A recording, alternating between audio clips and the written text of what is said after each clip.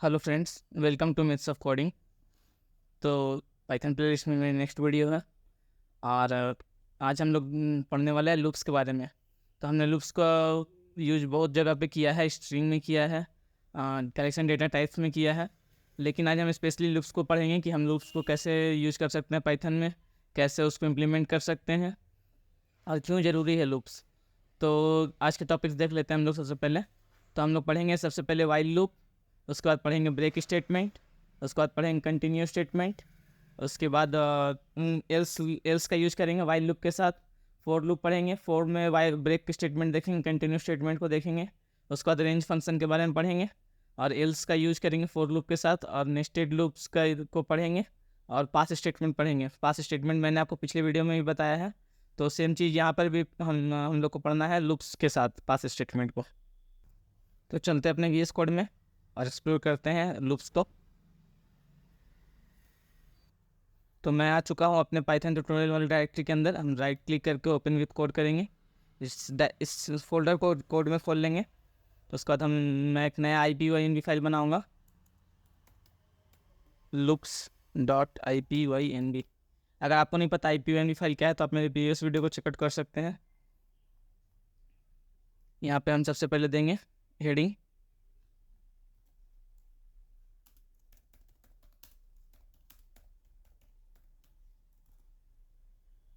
अब हम लोग आगे बढ़ते हैं और समझते हैं कि लूप को कैसे हम लोग यूज कर सकते हैं। तो बेसिकली लूप्स का यूज किसी भी प्रोग्रामिंग लैंग्वेज में आइटरेट करने के लिए होता है।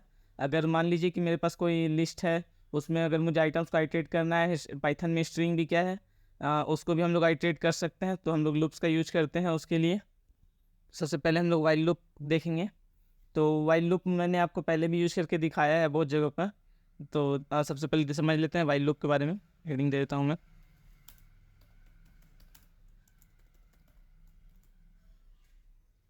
आप तो वाइल लूप में सबसे पहले हम लोग एक वेरिएबल इनिशियलाइज करते हैं, i=0, और क्या करते हैं कि वाइल के साथ एक कंडीशन लिखते हैं कि i लेस देन अगर 6 है, तो वाइल क्या है, मेरा लूप है, और कब तक ये कंडीशन ट्रू होना चाहिए, जब तक i मेरा लेस देन 6 है। तो अभी i का वैल्यू क्या है, 0 है, और i अगर लेस देन 6 होगा, मैं इसका मतलब क्या हुआ कि 5 तक क्या होगा, ये रन होगा। तो हम लोग इसको सेमी कॉलम दे के प्रिंट कराएंगे, प्रिंट आई। तो आप देख सकते हैं, और हम लोग क्या करेंगे कि आई को इंक्रीमेंट करेंगे। अगर हम लोग आई को अगर इंक्रीमेंट नहीं करते हैं तो क्या होगा कि ये एक इनफाइनाइट लूप में फंस जाएगा। अगर मैं आपको दिखा देता हूँ, अगर हम इसे ऐसे ही रन करते हैं तो आप देख सकते हैं कि ये लूप चल रहा है, चल रहा है, चल रहा है। तो इसको इंटरप्ट करते हैं। तो आई को इंक्रीमेंट करना क्या है, बहुत ज़रूरी है वाइल लूप में। तो हम लोग ऐसे लिख सकते हैं i=i+1। अब हम अगर इसको रन कराएं तो आप देख सकते हैं कि 0 1 2 3 4 5 मेरा क्या हो चुका है, रन हो चुका है। तो लूप से क्या हुआ कि आई के जो वैल्यू था वो जब तक जब तक लेस देन 6 होगा तब तक क्या होना चाहिए, प्रिंट होना चाहिए, और हमने आई को क्या किया, इंक्रीमेंट कराया है। तो इस तरह हम लोग वाइल लूप का यूज़ कर सकते हैं। अब हम लोग वाइल लूप में ब्रेक स्टेटमेंट भी देख लेते हैं। तो अगर मान लीजिए कि मैं एक कंडीशन यहाँ पे दे दूँ, इफ़ i=2, तब क्या होना चाहिए, ये ब्रेक हो जाना चाहिए, ब्रेक। तो अब अगर मैं इसे रन कराऊंगा तो आप देखिएगा कि जब i=2 होता है तो ये लूप क्या हो जाता है, ब्रेक हो जाता है। ब्रेक का मतलब क्या हुआ कि ये लूप आउट हो जाएगा, जो इसका कंडीशन है उससे आउट हो जाएगा। इसका मतलब अगर i=2 होता है तो हमारा जो लूप है वो क्या हो जाएगा, ब्रेक कर जाएगा। हम लोग कंटिन्यू स्टेटमेंट को भी समझ लेते हैं लूप, वाइल लूप के अंदर। तो कंटिन्यू क्या होता है कि जब हम लोग कंडीशन देते हैं और कंटिन्यू करते हैं तो वो सिर्फ वो कंडीशन को स्किप करके बाकी का क्या होगा, प्रिंट होगा मेरा। तो अगर मैं ऐसे लिखूं i=1 वाइल i=6, और क्या कर रहा हूँ, आई को सबसे पहले हम लोग करेंगे इंक्रीमेंट। उसके बाद हम कंडीशन देते हैं इफ़ i=2, तब क्या हो जाना चाहिए, इसको ये अगर i=2 होता है तो इसको कंटिन्यू मतलब इसको स्किप करके, 2 को स्किप करके बाकी का मेरा क्या होना चाहिए, प्रिंट होना चाहिए। तो मैं यहाँ पे लिखूँगा प्रिंट आई। तो अगर इसको रन कराएं तो आप देख ही सकते हैं कि हमारा आई क्या है, जब आई इक्वल टू 2 हुआ वो क्या हो गया, स्किप हो गया, और बाकी का जो मेरा था वो क्या हो गया, प्रिंट हो गया है। तो इस तरह से हम लोग कर सकते हैं, आई को कंटिन्यूस स्टेटमेंट का यूज कर सकते हैं। अब आगे देखते हैं क्या आप लोगों को पढ़ना है। उसके बाद हम लोग एल्स का यूज कर सकते हैं। तो सेम कोड को मैं कॉपी करूँगा यहाँ से और यहाँ पे पेस्ट करते हैं। यहाँ पे कंडीशन हटा देते हैं और इसके बाद हम लोग एल्स कीवर्ड देते हैं, एल्स प्रिंट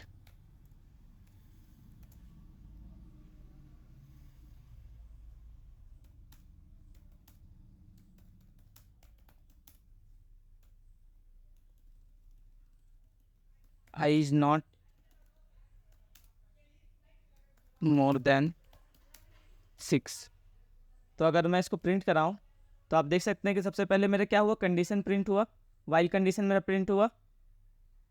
उसके बाद क्या हुआ कि जब ये कंडीशन फॉल्स हो गया, जब आई इक्वल टू 6 ये चेक किया तो ये कंडीशन क्या हो गया, फॉल्स हो गया। तो जो मेरा एल्स का पार्ट था वो क्या हो गया, प्रिंट हो गया। आप देख सकते हो। तो इस तरह हम लोग एल्स का भी यूज कर सकते हैं लूप्स के साथ। उसके बाद हम लोग देखते हैं हमारा नेक्स्ट टॉपिक। अब हम लोग को फोर लूप्स के बारे में पढ़ना है। तो फोर लूप का यूज मैंने टपल में, लिस्ट में, डिक्शनरी में बहुत जगहों पे किया है, स्ट्रिंग में। तो सबसे फोर लूप को भी देखते हैं हम लोग।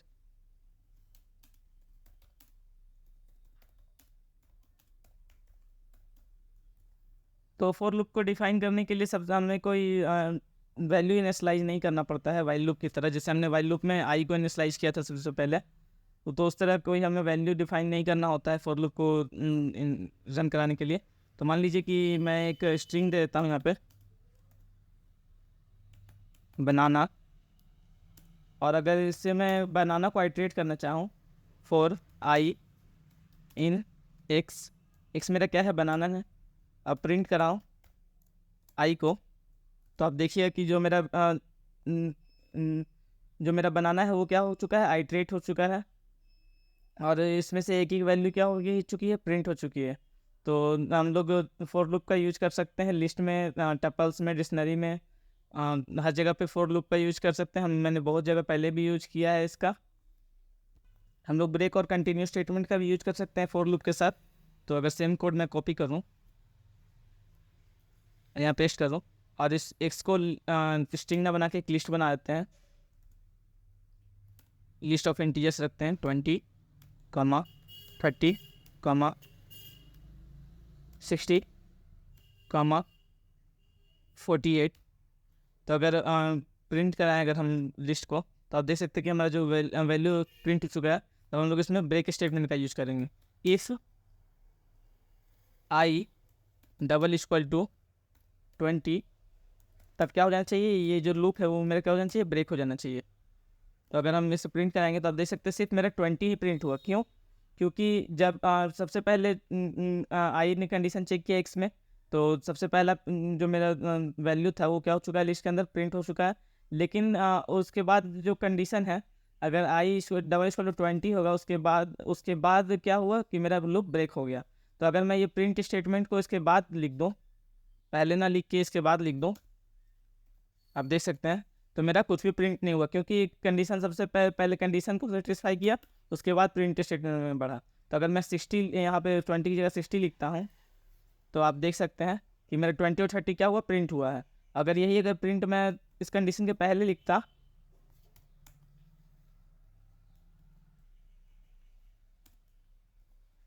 तो मेरा क्या होता है, 60 भी प्रिंट होता है, उसके बाद कंडीशन को सेटिस्फाई करता, और उसके बाद क्या हो जाता है, ये लूप ब्रेक हो जाता है। इसी तरह हम लोग कंटिन्यू का भी इनको भी यूज कर सकते हैं। यहाँ पर कंटिन्यू लिखूँ ब्रेक की जगह पे, तो आप देख सकते हैं कि मेरा क्या हो चुका है कि जब आई डबल इक्वल टू 60 था, तो सॉरी, इसको प्रिंट इसके बाद कराएंगे। मेरा 60 क्या हो चुका है, स्किप हो चुका है। पहले कंडीशन को सेटिस्फाई किया, उसके बाद क्या किया, 60 को स्किप कर दिया, और बाकी का जो मेरा वैल्यू है वो क्या हो चुका है, प्रिंट हो चुका है। अगर मैं इसमें और वैल्यू ऐड करूँ 50, 20, तो आप देख सकते हैं कि मेरा जो 60 है बस वो क्या हुआ, स्किप हुआ इस कंडीशन के द्वारा, और बाकी का वैल्यू मेरा क्या हो चुका है, प्रिंट हो चुका है। अब हम लोग रेंज फंक्शन को देख लेते हैं। तो रेंज फंक्शन बेसिकली क्या होता है, किसी रेंज के अंदर के हमें वैल्यू को प्रिंट कराना है तो हम लोग रेंज फंक्शन का यूज़ करते हैं। जैसे मान लीजिए कि 4x इन रेंज, और यहाँ पे मैं दे दूँ 5। तो रेंज 5 का मतलब क्या हुआ कि 0 से लेके 4 तक अगर मैं प्रिंट कराऊँ x को, तो आप देख सकते हैं कि मेरा 0 से 4 तक क्या होगा, प्रिंट होगा। तो रेंज 5 का मतलब क्या हुआ कि 0 से 4 तक के रेंज को क्या करना चाहिए, क्या करना है, प्रिंट कराना है। 0 से 4 तक के रेंज को प्रिंट कराना है। तो बाय डिफ़ॉल्ट क्या होता है, इसमें स्टार्टिंग वैल्यू 0 होती है, लेकिन हम लोग बाय डिफ़ॉल्ट वैल्यू ना देके वैल्यू को चेंज भी कर सकते हैं। इसके लिए हमें एक पैरामीटर ऐड करना होगा रेंज में, स्टार्टिंग पैरामीटर। तो मान लीजिए कि मैं 3 से लेके और 8 तक के रेंज की वैल्यू को प्रिंट करना चाहता हूँ। तो 3 मेरा क्या होगा, स्टार्टिंग पॉइंट होगा, और 8 मतलब कि 7 क्या होगा, मेरा एंडिंग पॉइंट होगा। तो अगर मैं भी इसको प्रिंट कराऊँ तो आप देख सकते हैं 3 से लेकर 7 तक, मतलब 8 को इसने एक्सक्लूड कर दिया और 3 को इंक्लूड किया है। तो बाय डिफ़ॉल्ट क्या होता है, 0 होता है, 0 से प्रिंट होता है। लेकिन हम लोग इसमें रेंज में अपना स्टार्टिंग वैल्यू भी दे सकते हैं, किस से किस रेंज तक का हमको प्रिंट कराना है। और बाय डिफ़ॉल्ट ये वन स्टेप का ही आइट्रेट करता है, लेकिन हम लोग एक थर्ड पैरामीटर ऐड करके इसका आइट्रेशन को भी बढ़ा सकते हैं। तो मान लीजिए कि यहाँ पे अगर मैं यहाँ पे 2 दे दूँ तो ये क्या करेगा, 2 को स्किप करके प्रिंट कराएगा। आप देख सकते हैं सबसे पहले 3, उसके बाद 4 नहीं प्रिंट हुआ, 5, उसके बाद 6 प्रिंट नहीं हुआ, 7 प्रिंट हुआ। अगर मैं यहाँ पे 3 दे दूँ तो आप देख सकते हैं कि फर्स्ट 3 प्रिंट हुआ, फिर क्या हुआ, 4 5 को स्किप करके फिर से 6। तो बाय डिफ़ॉल्ट ये क्या होता है, 1 होता है, 1 वैल्यू को स्किप करता है। और हम लोग इसके थर्ड पैरामीटर में भी ऐड कर सकते हैं। तो ये रेंज फंक्शन था। अब आगे बढ़ते हैं और देखते हैं कि हम लोग कैसे एल्स कीवर्ड का यूज कर सकते हैं। तो मैं सेम कोड कॉपी करता हूँ यहाँ से। तो जैसे हमने वाइल लूप में एल्स का यूज किया, वैसे यहाँ पे भी यूज करेंगे। Else print value of else. तो अगर मैं इसको रन कराऊँ तो आप देख सकते हैं कि 0 से 4 तक मेरा क्या प्रिंट हुआ है। उसके बाद जब ये कंडीशन, जब ये वैल्यू यहाँ से ओवर हो गया तो क्या हो गया, ये एल्स ब्लॉक में आया और इसकी वैल्यू को क्या किया, प्रिंट कराया। तो एल्स कीवर्ड का हम लोग यूज़ कर सकते हैं, जैसे हमने इफ में यूज़ किया, वाइल लूप में यूज़ किया, उस तरह फॉर लूप में भी यूज़ कर सकते हैं एल्स कीवर्ड का। अब हम लोग आगे बढ़ते हैं और देखते हैं नेस्टेड फॉर लूप के बारे में। तो नेस्टेड फॉर लूप मैंने आपको पहले भी बताया है।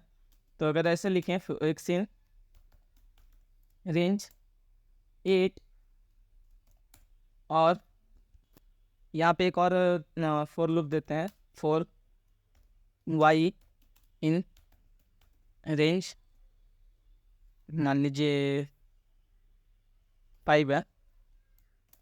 अब प्रिंट कराते हैं, प्रिंट x कामा y। तो आप देखिए कि मेरा क्या हुआ, सबसे पहले इस जो फर्स्ट फॉर लूप है मेरे, उसमें से क्या लिया, फर्स्ट वैल्यू 0। उसी तरह उसके बाद फिर जो सेकंड मेरा जो वैल्यू है y का, उसमें से 0, फिर इसके 0, इसका 1, इसका 0, इसका 2, और उसी तरह 0 से लेके 4 तक, फिर 1 से लेके फिर से 1 0 1 1 1 2 1 3। तो अब देख सकते हैं कि मेरा आउटपुट बहुत बड़ा हो चुका है, मुझे कम वैल्यू लेना चाहिए था। तो मैं काम करता हूँ, यहाँ पर 2 लेता हूँ, और यहाँ पे काम करते हैं 3 लेते हैं, और यहाँ पे 2 लेते हैं, इससे आसानी से समझ में आएगा। तो आप देख सकते हैं 0 0 0 1 1 0 1 1 और 2 0 और 2 1। तो इस तरह से हम लोग नेस्टेड फॉर लूप यूज कर सकते हैं, मतलब कि for loop inside for loop.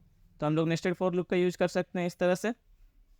अब नेक्स्ट टॉपिक देखते हैं हम लोग, पास स्टेटमेंट। मैंने आपको प्रीवियस वीडियो में भी पास स्टेटमेंट के बारे में बताया कि हम लोग जब भी कोई कंडीशन यूज करते हैं या लूप्स यूज करते हैं और या फिर कोई फंक्शन यूज करते हैं, तो उसे हम लोग एम्प्टी नहीं छोड़ सकते हैं। अगर मैं ऐसे लिखूँ, इसको रन कराना चाहूँ, तो ये क्या देगा, इनकम्प्लीट इनपुट।